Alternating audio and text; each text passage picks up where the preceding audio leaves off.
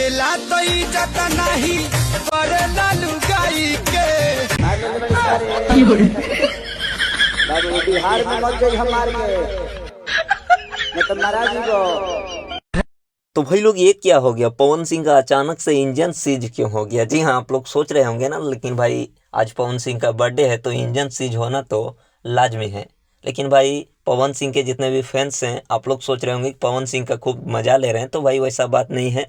ये वीडियो पवन सिंह का खूब ज़्यादा ट्रेंडिंग में आ गया है, कह सकते हैं बर्थडे के दिन तो पवन सिंह ये वीडियो से छा गए हैं। तो जितने भी पवन सिंह के फैंस हैं, आप लोग सोचिएगा खेसारी लाल यादव को मज़ा लेते हैं, रोस्ट करते हैं, तो भाई ज़रा अपने ओर देख लीजिए, उसके बाद खेसारी की ओर रोस्ट करना शुरू कर दीजिए। लेकिन विशाल सिंह जो पीछे है वो खूब ज़्यादा मज़ा लेता है खेसारी का। लेकिन भाई आज देखिए उसी के साथ में वीडियो वायरल है पवन सिंह का, पौआ मार के खूब ज़्यादा मग्न है। अब इस पर क्या कहिएगा आप लोग कमेंट बॉक्स में कमेंट कीजिए, और जितने भी खेसारी के फैंस हैं इस वीडियो को खूब शेयर कीजिए।